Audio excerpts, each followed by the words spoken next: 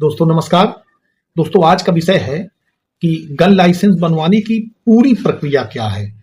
आज इस वीडियो में गन लाइसेंस बनवाने की शुरुआती प्रक्रिया से लेकर अंत तक, जब तक आपको गन नहीं मिल जाती है, विस्तार से बताता हूं और स्टेप बाय स्टेप बताता हूं, कोई स्टेप छूटेगा नहीं। दोस्तों सबसे पहले जब आप ये मन बनाते हैं कि हमें गन का लाइसेंस लेना है तो फॉर्म भरने से शुरुआत की जाती है। सबसे पहले आप अप्लाई करेंगे। यद्यपि ये निराश लोगों के लिए वीडियो नहीं है, बहुत सारे लोग ऐसे हैं जो कमेंट्स करते हैं कि गन लाइसेंस कभी नहीं मिल सकता, भारत में 90% अवैध असलाहा हैं और मुझे नहीं मिलेगा, नेताओं को मिलता है, भ्रष्टाचार है। तो उन लोगों को तो दूर से ही प्रणाम, उनके लिए वीडियो नहीं है। ये आशावादी लोगों के लिए वीडियो है, जिनको ये लगता है कि सिस्टम अभी है, और जो निराशावादी है सिस्टम उनके लिए भी है। अभी वो कोई अपराध करेंगे, पकड़े जाएंगे तो थाने में उनके ही परिजन जाते हैं कि इनको छोड़ दिया जाए, जमानत ले ली जाए। तो सिस्टम से वो भी रहते हैं, कहीं जाना है तो ट्रेन से जाएंगे, टिकट लेंगे, बस से जाएंगे तो टिकट लेंगे, लेकिन वो निराशावादी बातें करते हैं। तो दोस्तों सबसे पहले आप एक फॉर्म खरीदते हैं। फॉर्म आपको ऑफलाइन डिस्ट्रिक्ट मजिस्ट्रेट के यहाँ या सब डिस्ट्रिक्ट मजिस्ट्रेट के यहाँ मिल जाता है, और अगर ऑनलाइन करना चाहते हैं तो उसके लिए आप गूगल पर लिखें ऑनलाइन गन लाइसेंस अप्लाई, तो एक वेबसाइट खुल जाती है और उस पर आप आगे प्रोसीड कर सकते हैं, आपका फॉर्म भरना चालू हो जाएगा। तो सबसे पहले शुरुआत आप फॉर्म भरने से करते हैं, और फॉर्म जब आप पूरा फिल करके, अब फॉर्म भरने में कई वीडियोस हमने वैसे बनाए हैं, कोई बहुत ज्यादा टेक्निकलिटी नहीं है। आपको अपना नाम, अपना पता, नाम का प्रमाण, पते का प्रमाण, निवास का प्रमाण, आय का प्रमाण और कुछ और जो चीजें वो मांग रहा है, अपने इनकम का प्रूफ, ये देने होते हैं। इनके सफिशिएंट डॉक्यूमेंट आप सबमिट कर देते हैं। माने फॉर्म भरना तो एक साधारण बात है, फॉर्म आप भर ही लेंगे। तो जब आप फॉर्म भर देते हैं और उस फॉर्म को दाखिल कर देते हैं, जमा कर देते हैं, फॉर्म दो जगह जमा होता है, या तो आप एसडीएम के यहां जमा कर दें या डीएम के यहां जमा कर दें, जहां से फॉर्म लिया है वहीं से जमा कर दें। तो फॉर्म दो जगह डिवाइड हो जाता है, एक पुलिस डिपार्टमेंट के लिए और एक रेवेन्यू डिपार्टमेंट के लिए। रेवेन्यू माने राजस्व विभाग, और पुलिस डिपार्टमेंट तो आप सभी जानते हैं। तो जो पुलिस विभाग है वो आपके दो तीन चीजों का वेरिफिकेशन करता है, और मुझे लगता है ये वेरिफिकेशन होना भी चाहिए। क्यों होना चाहिए? पता नहीं है कि आप कौन हैं, पता नहीं है आप क्या करते हैं, आप किसी अवैध गतिविधि में तो सम्मिलित नहीं है, आपके विरुद्ध कोई एफआईआर दर्ज तो नहीं है। मान लेते हैं आपको हथियार का लाइसेंस मिल जाता है और फिर आप किसी ऐसे बड़े अपराध में ऐसी जगह पकड़े जाते हैं, तो इसमें दोष किसका आएगा? आप ही सवाल पूछेंगे कि किसने आपकी रिपोर्ट लगाई थी। तो जो रिपोर्ट लगा रहा है वो भी एक रिस्पॉन्सिबल पर्सन है। उस रिस्पॉन्सिबल पर्सन के बाद सबसे पहले आपके फॉर्म पर संस्तुति वो कर रहा है या नहीं कर रहा है, प्राइमरी तौर पर। माने आपके हलके में आप जहां रहते हैं, आपका जहां निवास है, वहां पर जिस पुलिस अधिकारी का जुडिक्शन है, क्षेत्राधिकार है। आप अगर किसी गांव में रहते हैं तो जाहिर सी बात है कि किसी पुलिस चौकी या पुलिस थाने में किसी सब इंस्पेक्टर के जुडिक्शन में आप होंगे। जब पुलिस में भर्ती होती है तो एक सब इंस्पेक्टर जो बनाया जाता है वो एक छोटे से एरिया का उसको इंस्पेक्टर बनाया जाता है, माने वहां अपराध होगा तो उसी से पूछा जाएगा। तो वही व्यक्ति रिस्पॉन्सिबल है, वही ऑफिसर रिस्पॉन्सिबल है ये बताने के लिए कि आपकी समाज में क्या छवि है, चुनाव में आप क्या योगदान करते हैं, परिवार नियोजन में आपका क्या योगदान है। ये मैं इसलिए बता रहा हूं कि ये हमने अपना जब अपना लाइसेंस बनवाया था तो हमारे फॉर्म में यही लिखा गया था, यही रिपोर्ट लिखी गई थी, यही रिपोर्ट लिखी थी उस सब इंस्पेक्टर ने। और आप चाहें तो आरटीआई से कभी भी अपने फॉर्म की रिपोर्ट की कॉपी ले सकते हैं कि उसने क्या लिखा आपके बारे में। आप कोई गैंगस्टर, कोई माफिया या कोई आपराधिक पृष्ठभूमि के व्यक्ति तो नहीं है। आपकी जांच पड़ताल करके उसमें रिपोर्ट लगाने का जिम्मा उसी अधिकारी का है, माने जो प्राइमरी स्टेज का अधिकारी है, सब इंस्पेक्टर। सब इंस्पेक्टर की रिपोर्ट लगने के बाद, माने चौकी इंचार्ज की रिपोर्ट लगने के बाद, अगर वो पॉजिटिव है तो उसके बाद फिर थाना इंचार्ज उसको अग्रसारित करते हैं। उसी थाने में जिस एरिया में आपका चौकी है, उसका जो मेन थाना है, वहां से वो अग्रसारित होकर के और सर्किल ऑफिसर आपके क्षेत्र में जो कोतवाली होती है, जो कोतवाल होंगे वहां के सर्किल ऑफिसर होंगे, सीओ जिनको कहते हैं, उनके पास फॉर्म ये चला जाता है, फिर उनकी संस्तुति होती है।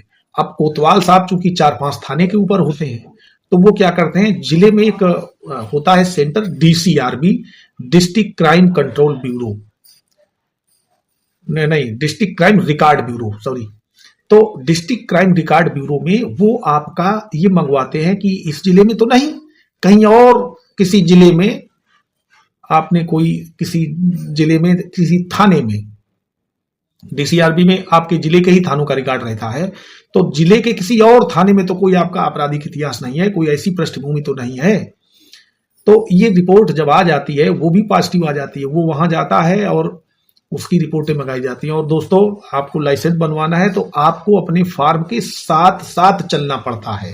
ये जो लोग बनवाए हैं या बनवाने की सोच रहे हैं और थोड़ा तेज हैं, वो इस बात को समझ रहे होंगे। फार्म भले ही पुलिस के पास रहेगा, आपको देखने को नहीं मिलेगा, लेकिन ये पता चल जाएगा फार्म है कहाँ। वहां पर आपको अभी एक बहुत अच्छा लड़का है, उस लड़के ने मुझे लगता है 1 महीने में अपनी सारी पुलिस की और रेवेन्यू की रिपोर्ट लगवा करके डिस्ट्रिक्ट मजिस्ट्रेट के यहाँ फार्म सबमिट करा दिया है। टोटल माने वहां पहुंच गया है, सारी एनओसी लग के। तो मुझे बड़ी खुशी हुई और मेरे ही डायरेक्शन में वो रिपोर्टें लगती नहीं, मैं कहता रहा कि ऐसे वहां जाना, ये करना, तो सब होता रहा। तो मुझे लगता है कि फार्म के साथ साथ आपको चलना होगा। DCRBC जैसे ही एनओसी लग के आती है, तो वो जो सर्किल इंस्पेक्टर है वो भी आपके फार्म को फॉरवर्ड कर देते हैं पॉजिटिव संस्तुति के साथ, और फिर वहां से वो एडिशनल एसपी के पास जाता है। क्योंकि हर जिले में एसपी साहब तो होते हैं जिनको कप्तान कहते हैं, उनके नीचे एक अधिकारी होते हैं एडिशनल एसपी, और वो केवल क्राइम कंट्रोल के लिए होते हैं, क्राइम देखते हैं, तो पहले उनकी रिपोर्ट लगती है। तो नीचे से अगर पॉजिटिव रिपोर्ट्स लगती हुई आ रही हैं, तो जो एडिशनल एसपी हैं वो आपकी रिपोर्ट जरूर लगाएंगे और पॉजिटिव लगाएंगे, और उसके बाद में एसपी साहब की रिपोर्ट होती है। तो दोस्तों, चौकी इंचार्ज ने जो रिपोर्ट लगाई थी, उसी रिपोर्ट को सभी अधिकारी आगे बढ़ाते चले जाते हैं। अगर चौकी इंचार्ज कह रहा कि आपको लाइसेंस नहीं मिलेगा, तो ऊपर के अधिकारी नहीं कह सकते कि आपको लाइसेंस दे देंगे, क्योंकि जब भी कोई बात होगी तो वही चौकी इंचार्ज जिन्होंने आपकी जांच की थी वही रिस्पॉन्सिबल होंगे।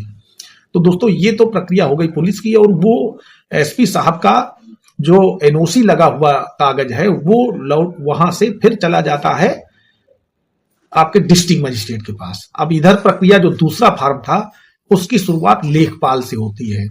आपके क्षेत्र का, आप चाहे शहर में हो चाहे देहात में हो, लेखपाल तो कोई ना कोई होगा ही। लेखपाल की रिपोर्ट लगती है कि आप किसी सरकारी जमीन पर अतिक्रमण तो नहीं किए हैं, इससे पहले कभी किया तो नहीं था। आप अगर सरकारी जमीन पर अतिक्रमण किए हैं तो आपको लाइसेंस नहीं दिया जाएगा, आप उसके लिए अपात्र हैं। और बहुत सारे लोग इस तरीके की बात करने लगते हैं।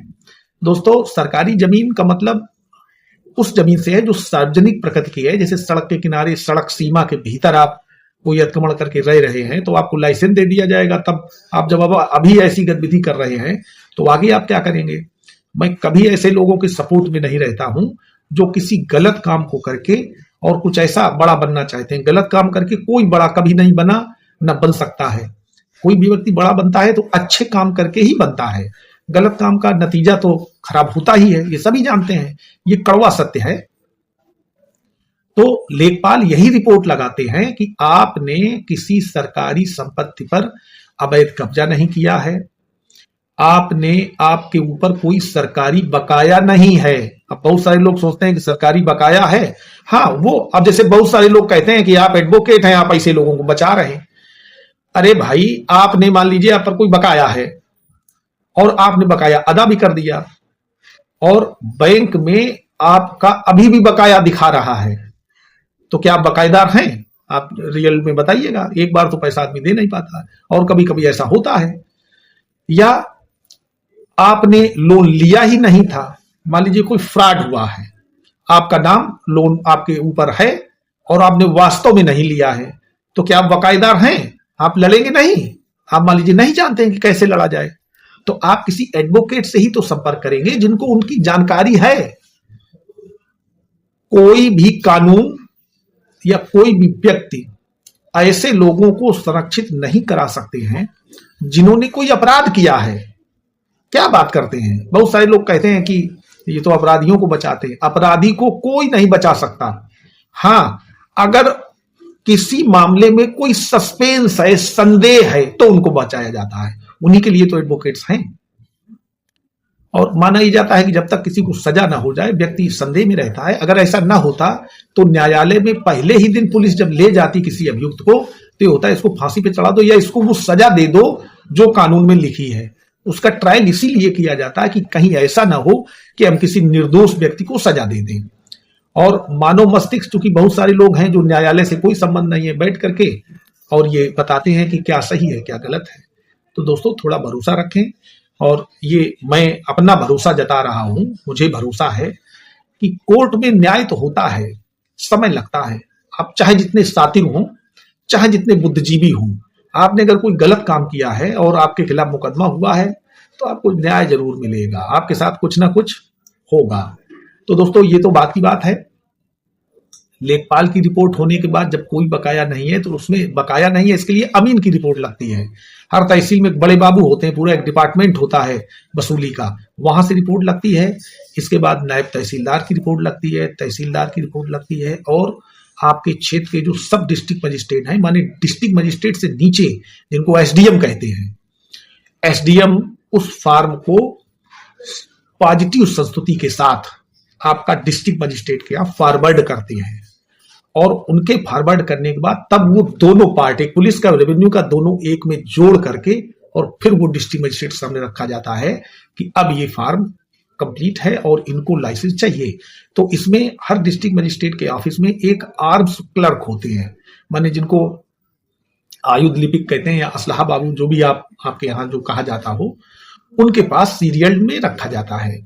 अब दो स्थितियां होती हैं, बहुत सारे लोग हैं, आम लोग हैं, जाते हैं तो असलहा बाबू से मिलते हैं, वो किसको किसको बताए तो वो कह देता अभी बन नहीं रहे हैं, बनवा ये है, बहुत सारी समस्याएं आती हैं।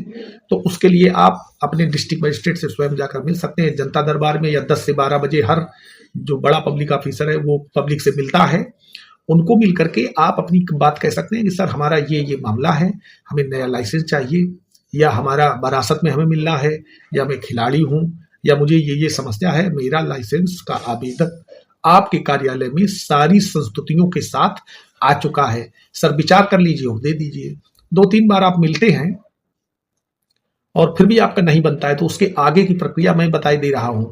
एक चीज दोस्तों और पहले बता दूं कि जो फॉर्म आप जब इस समय अप्लाई करते हैं तब से लेकर के और अंत तक जो भी आप रिपोर्ट्स या जो भी आपके पास डॉक्यूमेंट होते हैं, एक हमारी राय उसको पैचअप करते रहें और एक फाइल बना लें। जिस दिन आपने फॉर्म भर के दिया था उस फॉर्म की पूरे की फोटो स्टेट करा लें, उसको जब डिस्पैच में दिया था उसका डिस्पैच का नंबर नोट कर लें।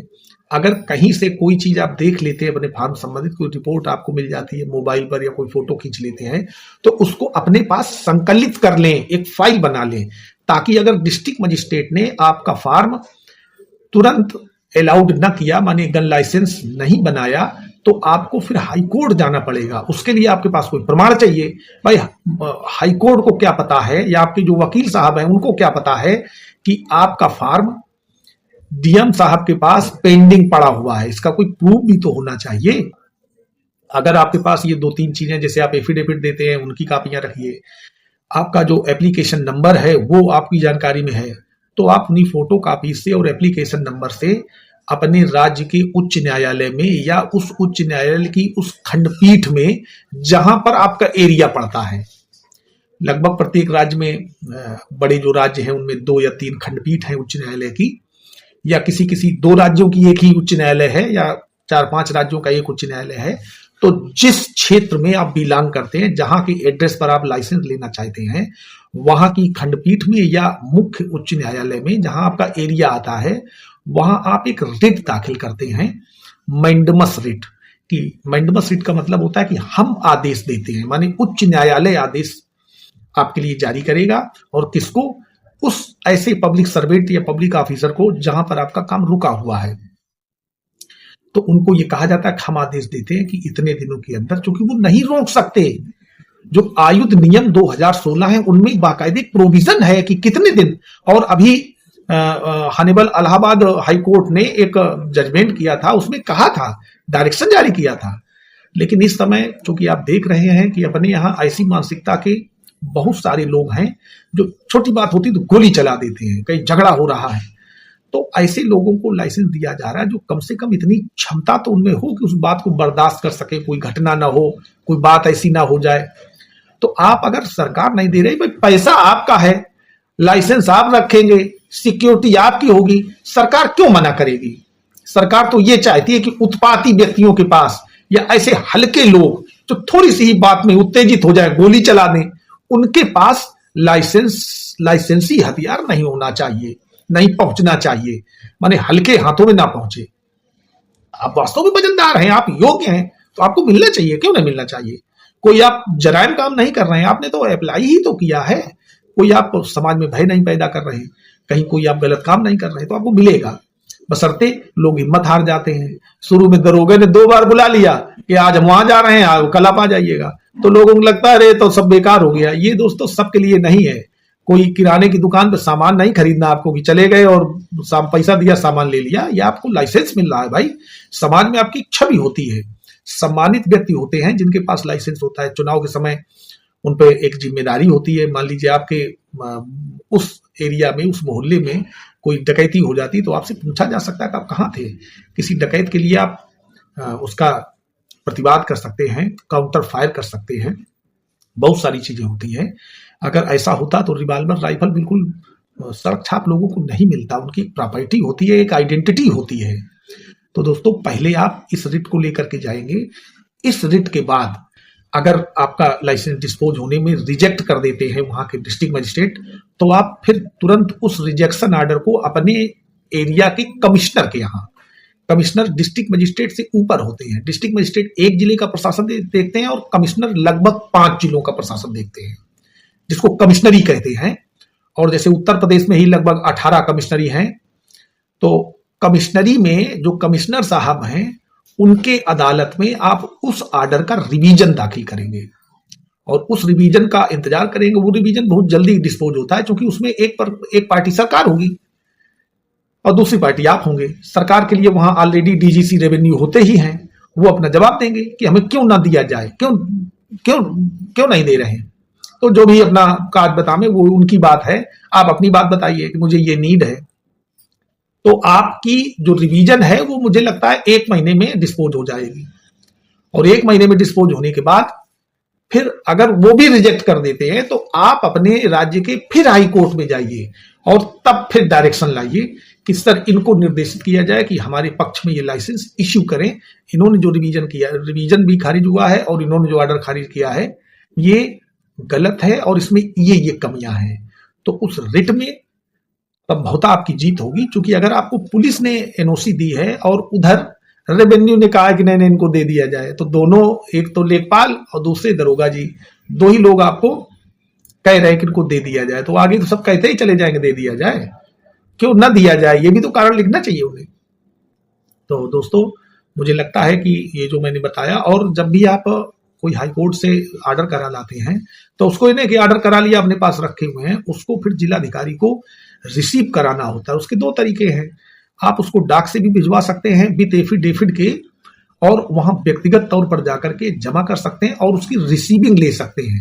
दोस्तों आपके पास अगर रिसीविंग नहीं है या डाक से डाक की पावती नहीं है तो पता ही नहीं चलेगा कि उनको दिया आपने कि नहीं दिया। फिर भी नहीं करते तो फिर कंटेम्प्ट लाया जा सकता है, बहुत सारी चीजें हो सकती हैं। तो दोस्तों वीडियो अच्छा लगा हो, वीडियो के कंटेंट आपको अच्छे लगे हों, तो मैं इस टाइप के वीडियो आप लोगों के लिए लाता रहता हूं।